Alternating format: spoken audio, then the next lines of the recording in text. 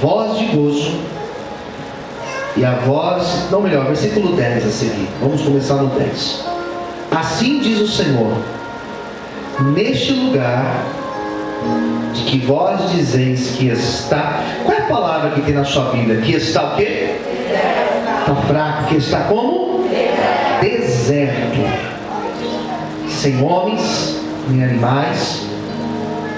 Nas cidades de Judá, nas ruas de Jerusalém, que estão assoladas, sem homens, sem moradores e sem animais, ainda se ouvirá, versículo 11, a voz do gozo, a voz da alegria, e a voz do noivo, e a voz da esposa, e a voz dos que dizem: louvai o Senhor dos exércitos, porque bom é o Senhor, porque a sua benignidade é para sempre.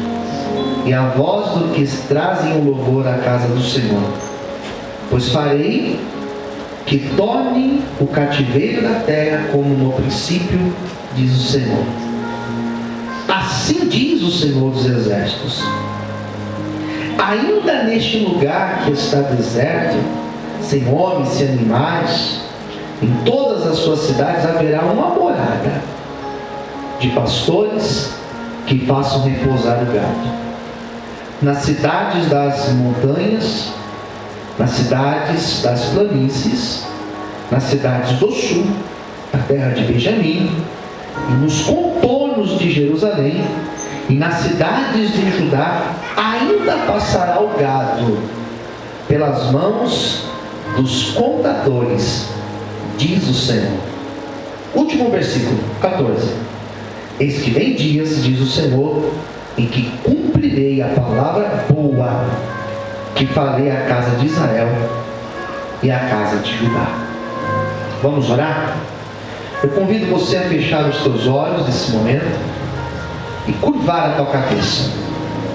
Curvar a tua cabeça. Se desliga agora do que acontece ao teu lado. Se desligue agora do que você vai fazer depois do culto ou amanhã. Simplesmente agora dê atenção para aquilo que você vai ouvir. Ore nesse momento, peça para Deus falar com você. Senhor Deus e Pai, este é o momento que nós separamos para ouvir Tua voz, para sermos ministrados por Ti. Revela, Pai, no íntimo do coração de todos aqui a Tua palavra.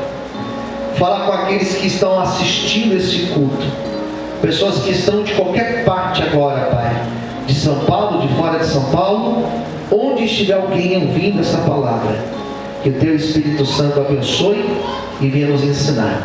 É o que eu te peço, em nome de Jesus. Amém. Vamos aplaudir o Senhor, amém? Amém. André, vamos melhorar um pouquinho? Amém? Só um pouquinho o microfone. Não é muito não, só um pouquinho. Essa semana minha voz esteve bem debilitada, então preciso... Tá bom, tá ótimo. Preciso segurar um pouquinho, né? Tive bastante rádio essa semana, bastante coisa. E graças a Deus estamos finalizando mais uma semana, mais uma campanha. Amém, queridos? Amém. Bom, Jeremias 33. Eu preguei terça-feira versículos anteriores a esse. E eu achei interessante porque eu separei alguns versículos na terça-feira, versículos 6 ao 10. 6, 7, 8, 9, 10. Só esses. E eu encontrei nesses versículos 10 promessas de Deus. Quantas promessas? 10 promessas. 10 promessas de Deus. E conforme eu fui lendo e fui anotando, fui separando, né? Vou trazer cura, vou trazer saúde, vou trazer restauração. Eu fui anotando. Falei, meu Deus, que palavra repleta de bênção. E eu finalizei a mensagem falando dessas 10 promessas de Deus. E pensei comigo, não tem mais o que falar. Esgotou o texto. Esgotou. Porque às vezes dá a impressão que, por mais que o texto seja rico em detalhes, dá a impressão às vezes que ele esgota. Depois de um tempo você relê, daí vem outras revelações em cima do texto. E no meu ponto de vista, eu não tinha mais nada para falar desse capítulo 33. Já tinha falado de 10 promessas. Mas hoje eu estive meditando nesses versículos que eu acabei de ler para você. E desses poucos versículos que eu li, 2 deles me chamaram a atenção. 2. Porque Jeremias, Deus usa ele para tratar um povo que estava em rebeldia. E as palavras de Deus para alguém que está em rebeldia são palavras de conserto. Então eu venho falando de Jeremias, eu venho estudando Jeremias, eu venho lendo, ruminando as palavras de Jeremias, as profecias dele. E são várias profecias onde Deus está chamando este povo para um conserto. Porque existem coisas que elas só vão acontecer na nossa vida depois de um conserto. Quem entendeu, diga amém. Depois que a gente se posiciona, depois que a gente se coloca na posição que Deus quer que nós estejamos. Então eu percebo que Deus usa Jeremias para tratar um povo que estava fora da direção, que estava no pecado, que estava no erro, que estava em rebeldia. Mas Deus não tinha quebrado a aliança com esse povo. Deus não tinha... A palavra que fica mais interessante é a palavra desistir.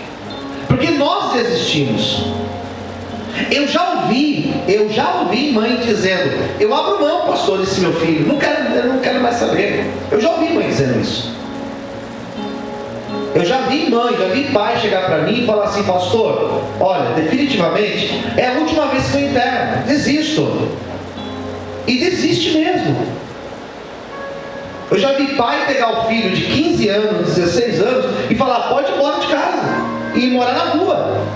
E o menino está na rua, porque o pai desistiu. Então nós desistimos, nós abrimos mão. Mas Deus não. Posso ouvir amém, queridos? E glória a Deus que Deus não faz isso. Porque se de fato Deus fosse desistir, abrir mão de mim, de você, coitado de nós. Porque quantas coisas a gente já não fez? E ainda faz. Então Deus usa Jeremias para falar: eu não desisti deles.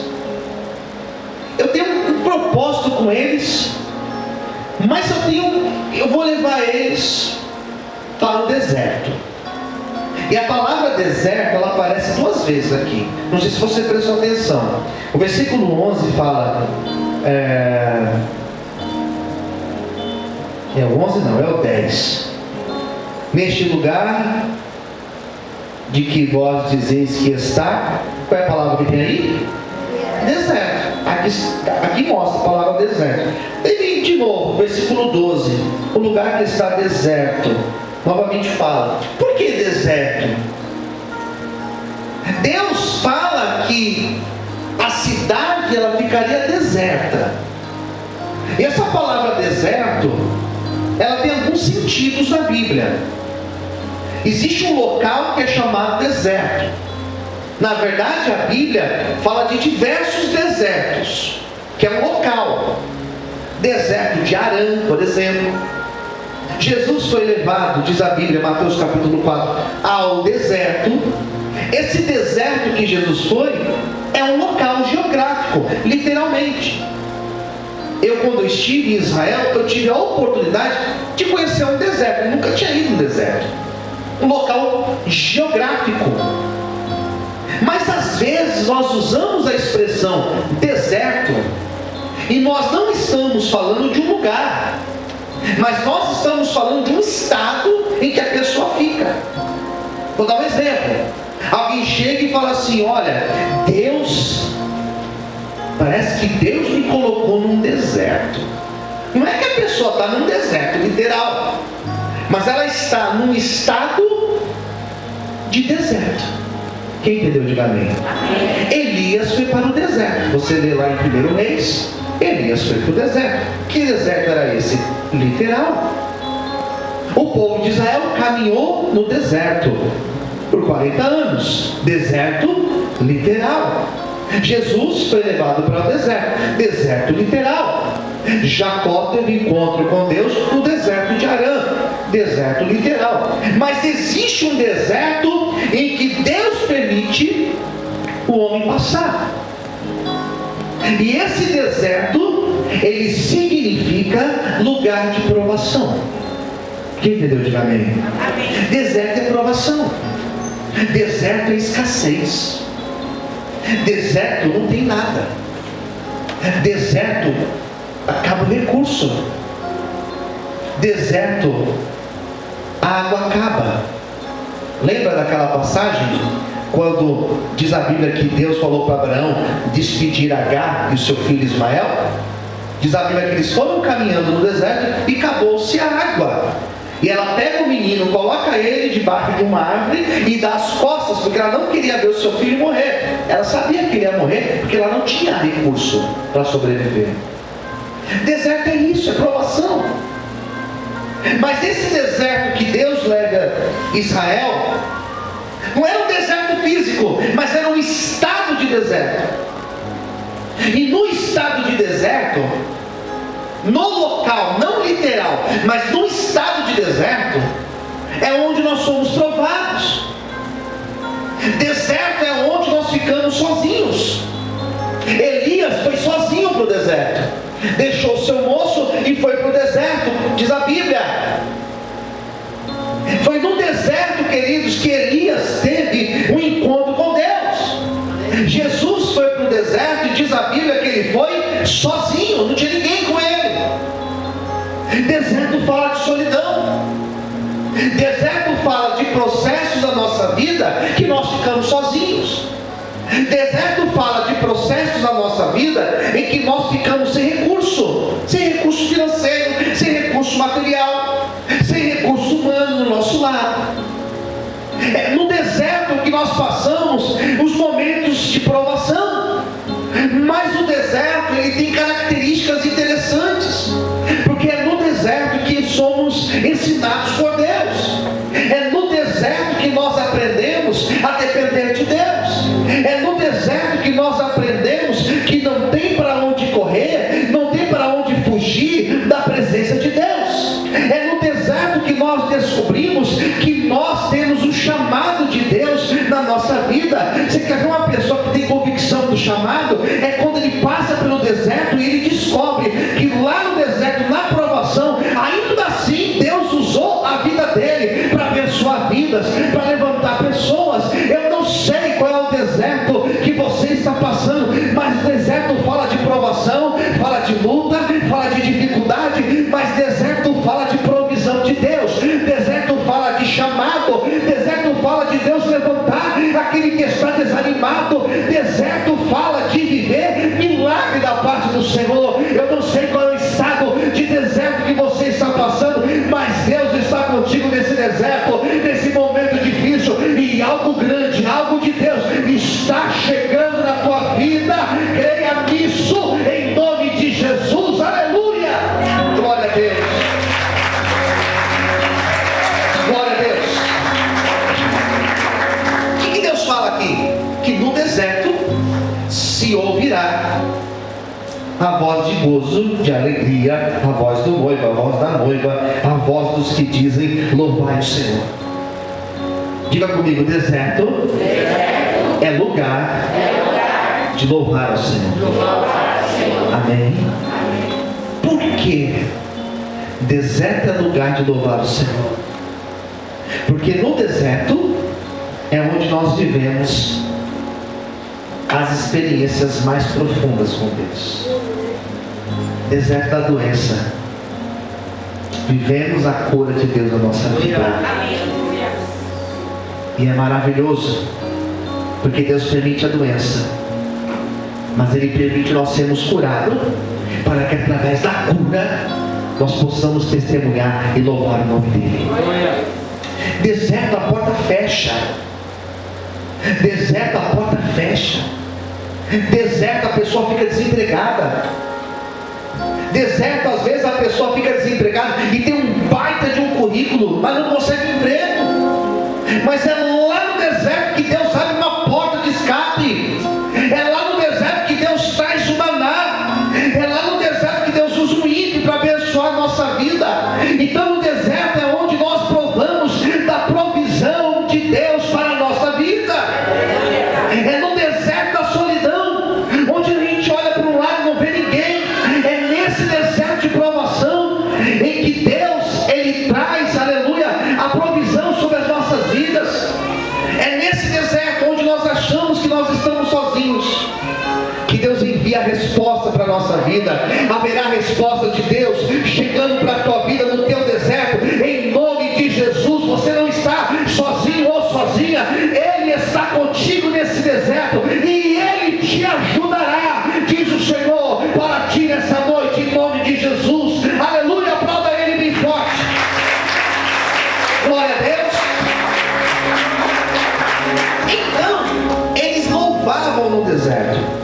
A profecia, na verdade, era o seguinte: vocês vão louvar no deserto. Vamos dizer isso? Escolhe alguém. Diga assim: você. Mais alto, diga: você vai louvar no deserto. Daí alguém pergunta: mas que louvar e louvar o quê? Sabe o que eles louvavam no deserto? Olha o que eu descobri aqui no versículo 11. Louvai ao Senhor dos exércitos. E o que eles faziam? Porque bom é o Senhor. Porque o Senhor é bom. Interessante que no deserto nós temos essas descobertas, que Deus é bom. Uma outra coisa que eles louvariam no deserto, aqui: o Senhor é bom, porque na minha Bíblia tem a palavra benignidade é para sempre. Mas tem uma outra Bíblia que diz assim: a tua misericórdia é para sempre. Alguém está com essa Bíblia? Misericórdia? Levanta a mão. Alguém ali, olha lá, né? Então, duas coisas que eles iam louvar no deserto. Primeiro, Deus é bom. Descobrir a bondade de Deus parece simples, né? Mas não é. Por que não é? Porque nós somos, por natureza, questionadores. Sabia que nós somos questionadores? Basta você ver uma criança. Chega uma fase na fase da criança que ela começa a fazer um monte de perguntas, né? Por quê? Por quê? Por quê? Nós somos questionadores por natureza. Então, descobrir que Deus é bom não é tão simples. Descobrir que Deus é bom, quando está aqui, tudo acontecendo, tudo bom, tudo fluindo, é simples, é fácil. Mas descobrir que Deus é bom no deserto, irmãos, é só